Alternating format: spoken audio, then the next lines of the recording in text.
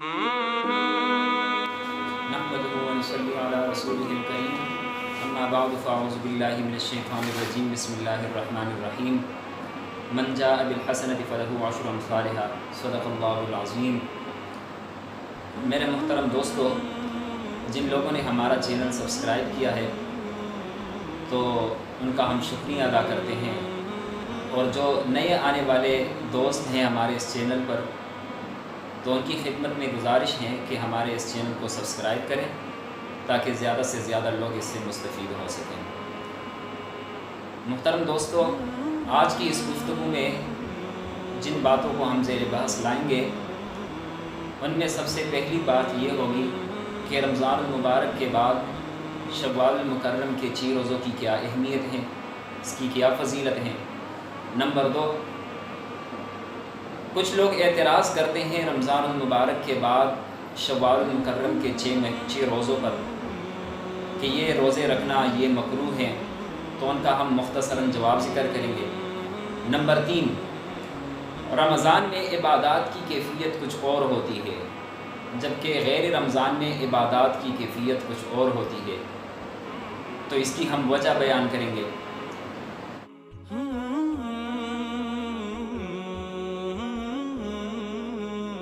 محترم دوستو، رمضان المبارک کے بعد اور عید الفطر کے بعد شوال کے 6 روزوں کی احادیث میں بہت بڑی فضیلت آئی ہے، بہت بڑی ترغیب آئی ہے۔ سیدنا ابو ایوب انصاری رضی اللہ عنہ کی روایت مسلم شریف میں بھی موجود ہے، مسند احمد میں بھی موجود ہیں۔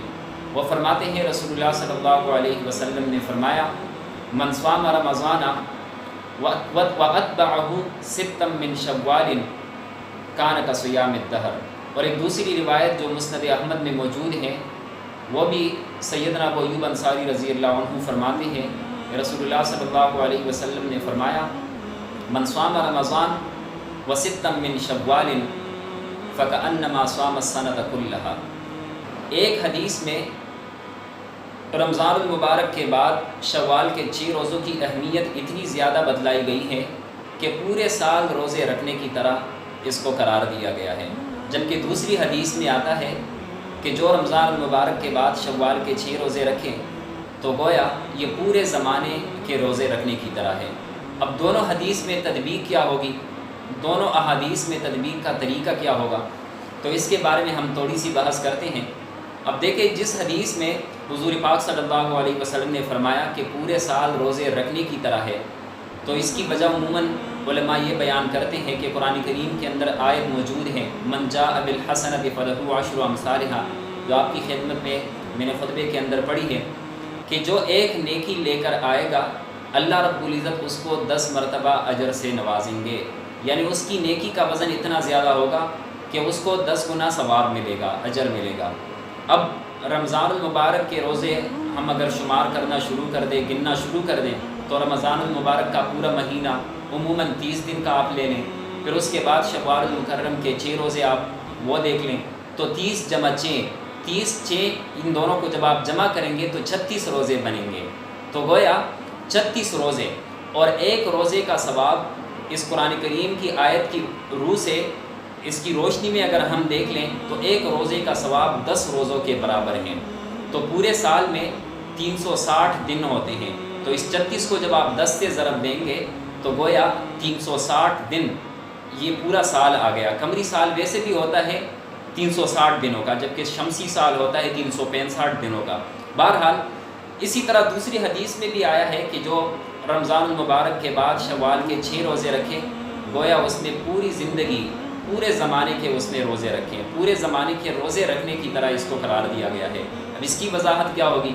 اس کی وضاحت یہ ہے، حضور پاک صلی اللہ علیہ وسلم یہ فرما رہے ہیں کہ جو رمضان المبارک کے بعد شوال کے 6 روزہ رکھنے کا معمول بنا لیں، یعنی پوری زندگی جیسے ہی رمضان المبارک کا روزہ ختم ہو، رمضان المبارک کے فوراً بعد شوال کے روزے وہ رکھنا شروع کر دے۔ مطلب یہ ہے کہ پھر دوسرے سال، پھر اگلے سال، پھر اسی طرح چلتے چلتے پوری زندگی رمضان المبارک کے بعد شوال المکرم کے اندر 6 روزے رکھنے کا وہ معمول بنا لیں، تو اس کو پھر اسی طرح پوری زندگی روزے رکھنے کا ثواب ملے گا۔ اللہ رب العزت ہمیں ان تمام احسانات سے، ان تمام اکرامات سے اللہ رب العزت ہمیں مستفید ہونے کی توفیق نصیب فرمائے۔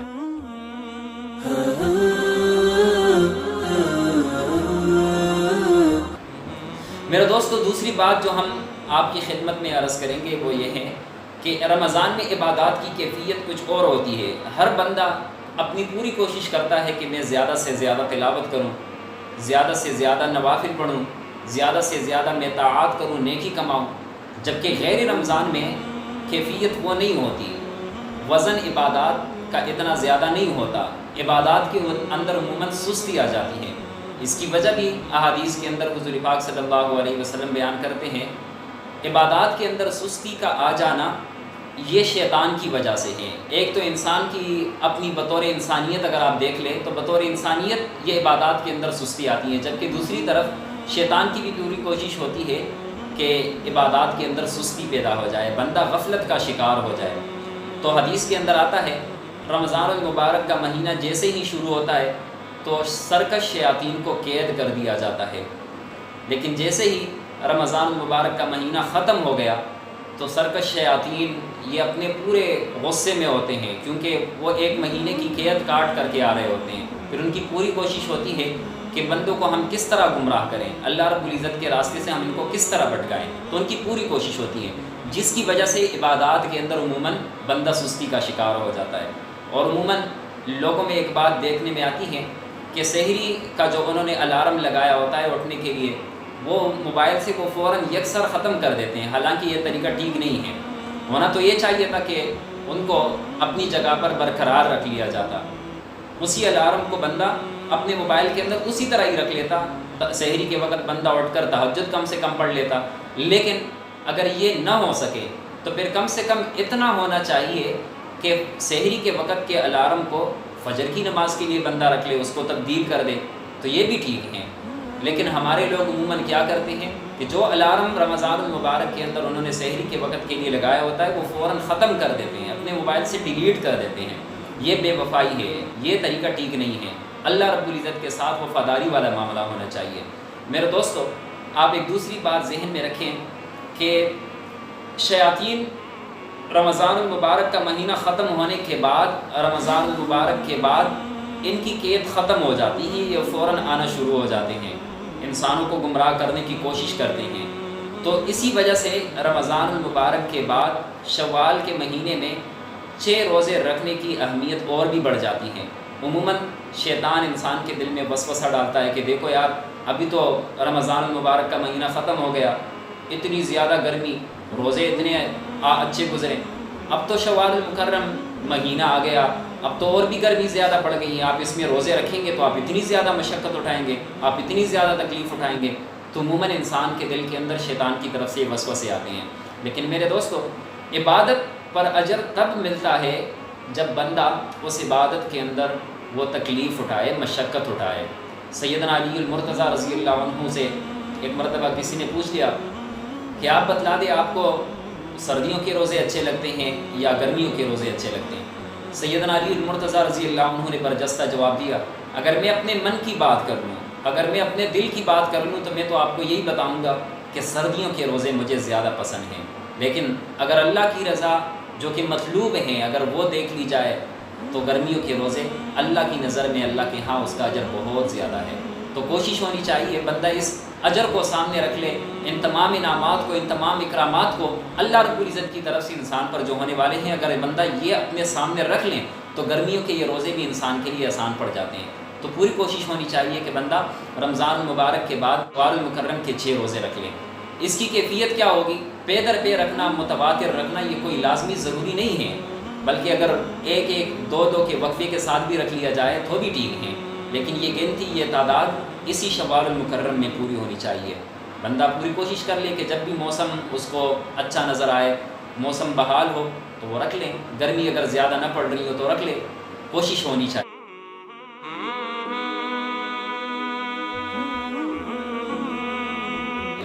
دوسری بات ہم جو عرض کرنا چاہتے ہیں وہ یہ ہے کہ عموماً لوگ شوال المکرم کے ان 6 روزوں پر اعتراض کرتے ہیں۔ وہ کہتے ہیں کہ دیکھو امام صاحب تو فرماتے ہیں کہ رمضان المبارک کے بعد شوال کے 6 روزے رکھنا یہ مکروہ ہیں، جبکہ حدیث کے اندر آیا ہے کہ من اتبعہ ستا من شوال کان کصیام الدہر۔ تو ایک طرف حدیث میں اس کی فضیلت آئی ہے، جبکہ دوسری طرف ہم جس فقہ کو فالو کرتے ہیں امام اعظم امام ابو حنیفہ رحمہ اللہ، ان کا قول وہ عموماً نقل کرتے ہیں کہ دیکھیں امام صاحب تو یہ فرماتے ہیں، تو گویا وہ فقہ حنفی اور حدیث کے اندر ٹکراؤ کی ایک صورت پیدا کرتے ہیں، حالانکہ ایسی بات نہیں ہے۔ حضرت امام اعظم امام ابو حنیفہ رحمہ اللہ کی نظر بہت زیادہ وسیع تھی۔ امام اعظم امام ابو حنیفہ رحمہ اللہ حدیث کے ماہر تھے، احادیث سے مسائل کو مستنبط کرنا یہ ان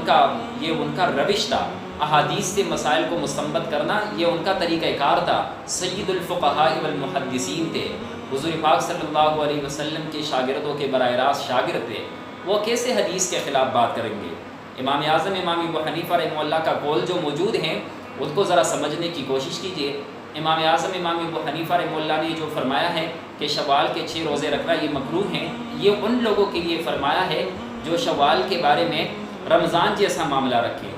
شوال المکرم کے روزوں کے بارے میں رمضان المبارک کی فرضیت جیسا معاملہ رکھیں، تو پھر ان لوگوں کے حق میں امام صاحب رحمۃ اللہ علیہ فرماتے ہیں کہ ان لوگوں کے لیے روزے رکھنا مکروہ ہیں، کیونکہ رمضان کے بعد شوال کے 6 روزے رکھنا یہ کوئی فرض تو نہیں ہے، واجب نہیں ہے، بلکہ سنت اور استحباب کے درجے میں ہے۔ تو جو لوگ اس کو لازمی سمجھتے ہیں، واجب سمجھتے ہیں، فرض سمجھتے ہیں، یہ ان کے حق میں امام اعظم امام ابو حنیفہ رحمہ اللہ کا قول موجود ہے۔